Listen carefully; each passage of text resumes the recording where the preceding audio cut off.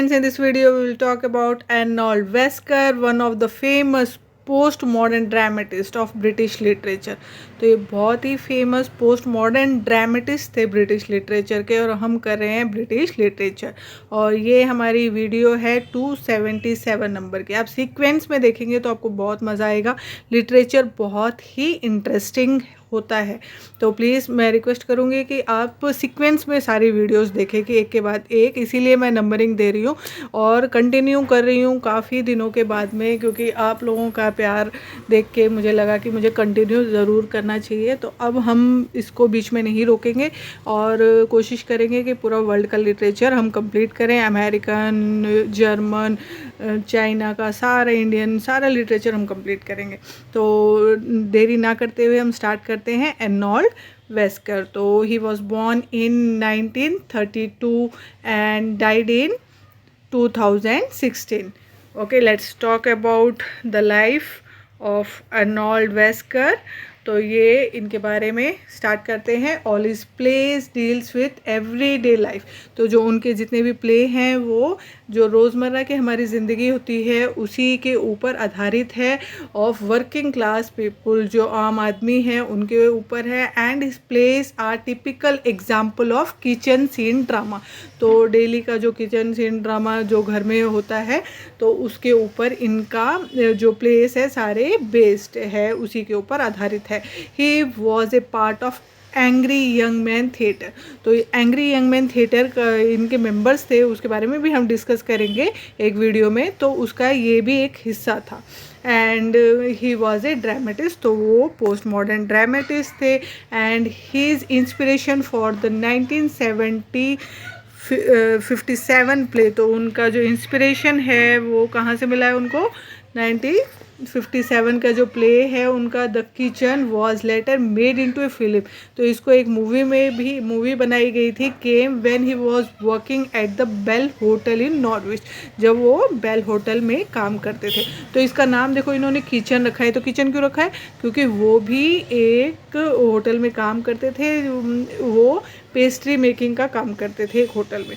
तो उन्हीं के लाइफ के ऊपर भी ये है, मतलब ऑटो बायोग्राफी है, सेमी ऑटोबायोग्राफी भी बोल सकते हैं। कुछ पार्ट उनकी लाइफ का इसमें दिखता है हमें। And Wesker place dealt with themes including self discovery.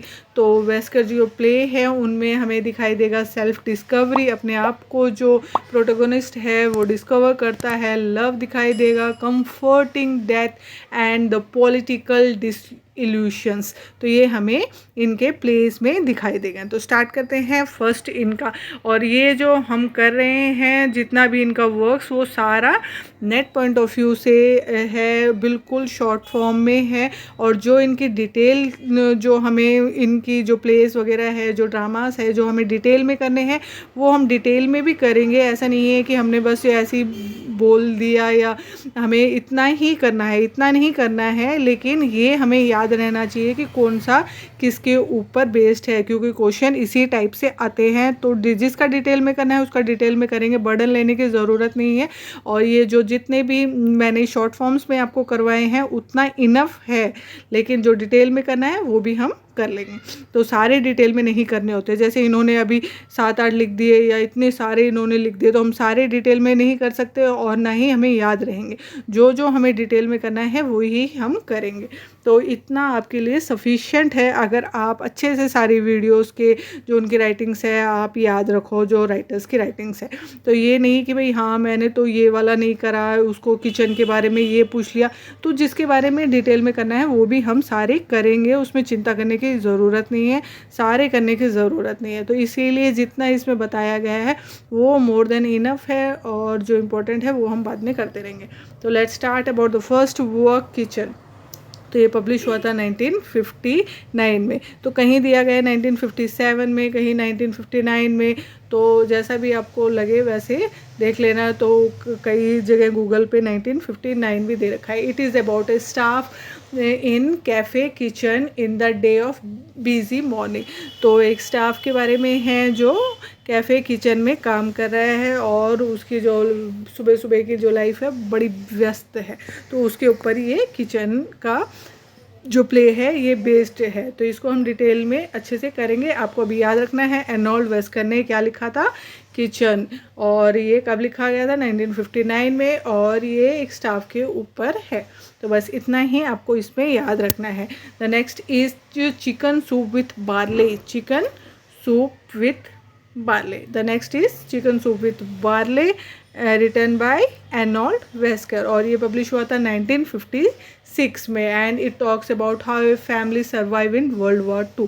तो किसके बारे में है, ये बताता है कि कैसे एक फैमिली, परिवार वर्ल्ड वॉर 2 के टाइम पे अपने आप को जी पाता है, जी रहा है। And this is the first work written under the Wesker trilogy. तो इन्होंने ट्रायलॉजी लिखी थी, ट्रायलॉजी मतलब 3 प्लेस इकट्ठे लिखे थे, तो उसके ऊपर ये इनका फर्स्ट प्ले है उस ट्रायलॉजी में। तो कई बार पूछ लिया जाता है कि वेस्कर की ट्रायलॉजी में कौन सा नहीं है, तो इनके 3 प्लेस दे देगा, एक जो ऑड वन होगा तो उसको आउट करना होता है। तो इसीलिए हमें पता होना चाहिए कि ट्रायलॉजी में क्या है इनके। तो ये इनका फर्स्ट प्ले है जो ट्रायलॉजी में ऐड हुआ है, chicken soup with barley, and it is about A Jewish family. तो इनकी मोस्टली जो प्लेस है वो जूइश फैमिली पे इन्होंने पॉइंट ऑफ व्यू से लिखे हैं। And it traces the downfall of their ideals in the changing world, और जो उनके डाउनफॉल हुए थे उन जूइश लोगों के, उनकी फैमिली का जो डाउनफॉल था इस बदलती हुई दुनिया में, वो इसमें दिखाया गया है। तो आपको याद रखना है ट्रायलॉजी में ये है। मतलब इसका जो वीडियोस बनाने का यही है कि आपको इस पता होना चाहिए कि क्या पढ़ना है, ये नहीं कि कुछ भी पढ़ लो, कितना ही डिटेल में, कितना डिटेल में पढ़ोगे, बहुत सारा है, वर्ल्ड लिटरेचर कम नहीं है, नेट पॉइंट ऑफ व्यू से बहुत ज़्यादा है।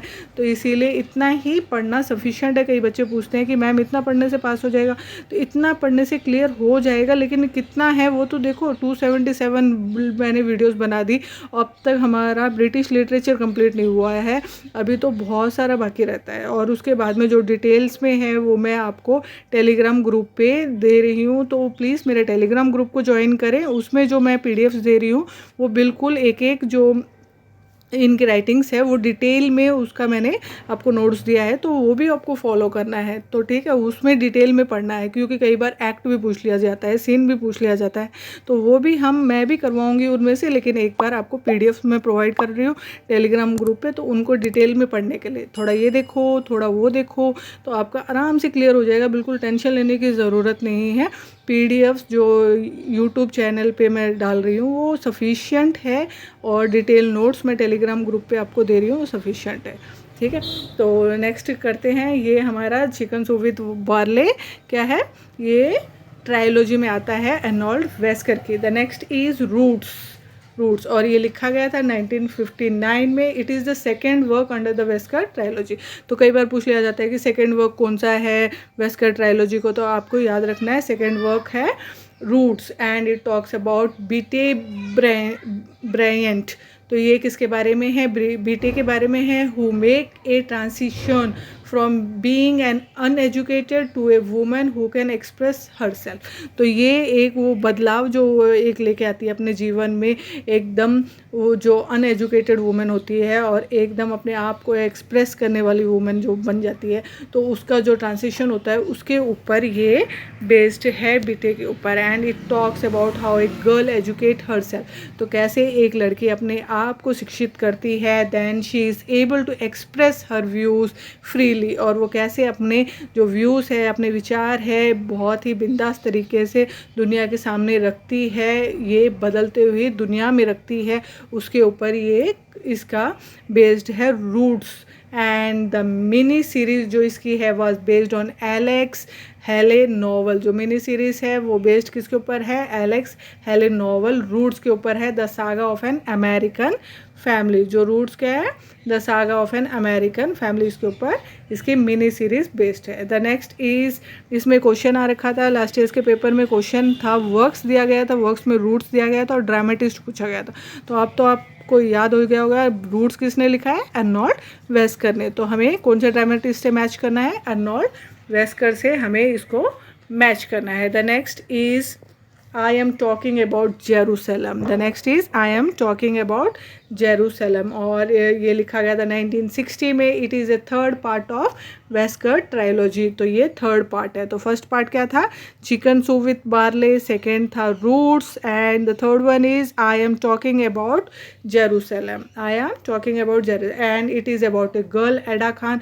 तो ये एक लड़की के बारे में है जिसका नाम है Ada Kahn, who married Dave Simmonds, जिसकी शादी होती है देव सिमोन्स के साथ, who had fought in the Spanish Civil War. और उसके वो जंग पे जाता है स्पेनिश सिविल वॉर में. एंड जो एडा है is the daughter of the Jewish family. तो देखो तीनों ही ट्रायोलॉजी में उन्होंने जूइश फैमिली एक कॉमन रखा है. तो एडा क्या है? डॉटर है किसकी? जूइश फैमिली की बेटी है.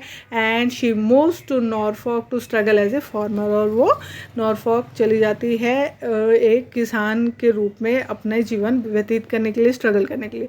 And all the Wesker trilogy focus on how Jews are treated in this world. और इनकी जितनी भी वेस्कर ट्रायोलॉजी है उसमें दिखाया गया है कि कैसे जो जूइश लोग हैं उनको ये दुनिया उनके साथ व्यवहार करती है. तो उसके ऊपर आधारित है. The next is chips with everything.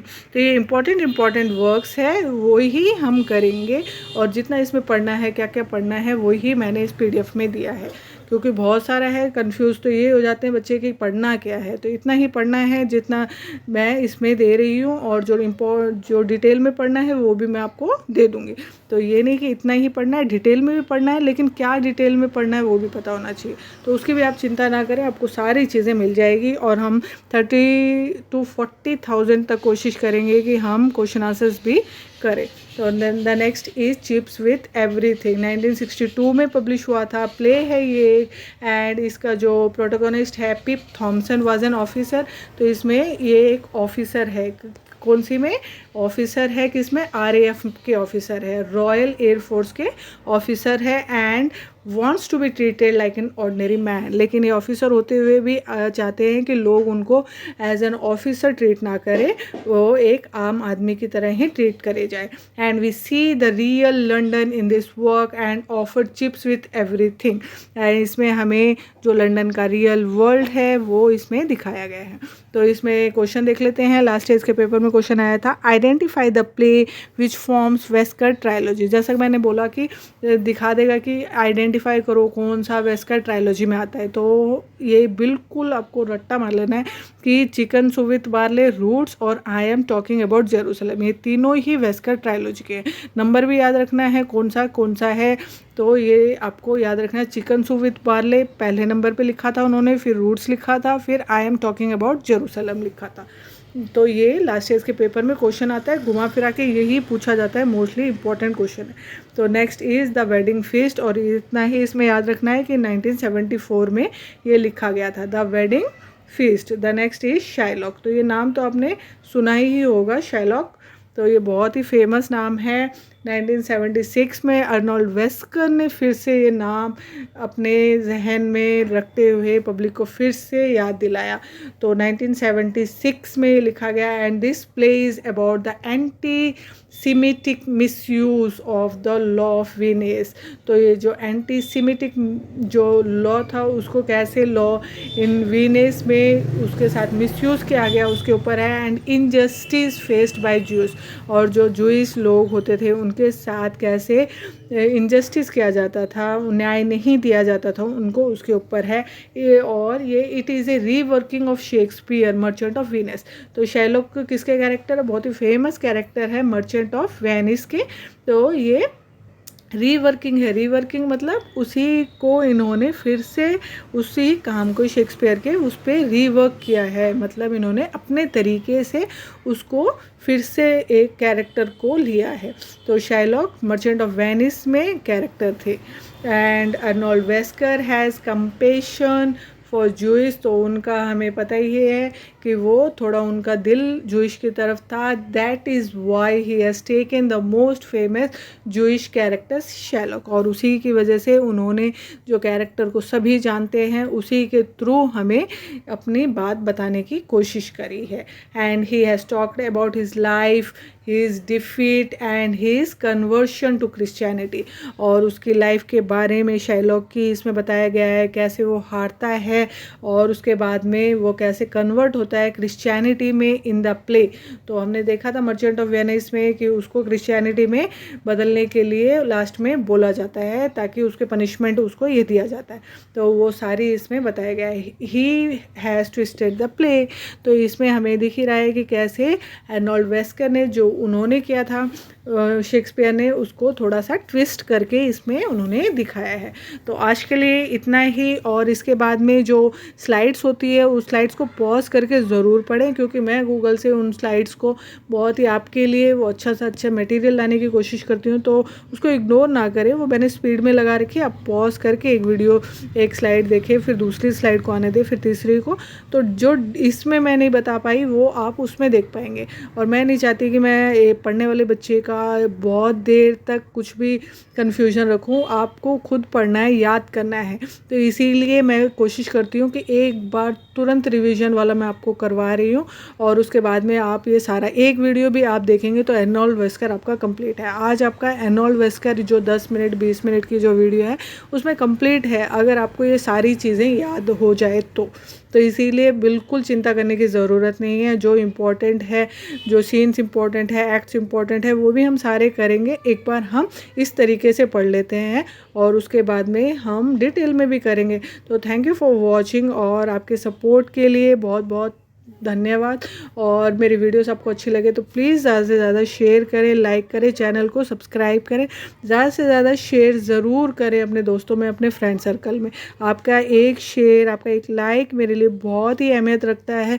और जैसे कि मैंने वीडियोस पहले बीच में बंद कर दी थी बनानी, और बहुत ही टाइम लगता है, बहुत ही ढूंढ के मैं मटेरियल आपके लिए लेके आती हूँ। तो प्लीज़ थोड़ा सा आप भी अपनी तरफ से मेरा सपोर्ट करें तो बहुत मज़ा आएगा, सोने पे सुहागा हो जाएगा। तो प्लीज़ सपोर्ट करें मेरी वीडियोस को। Thank you for watching and have a great day.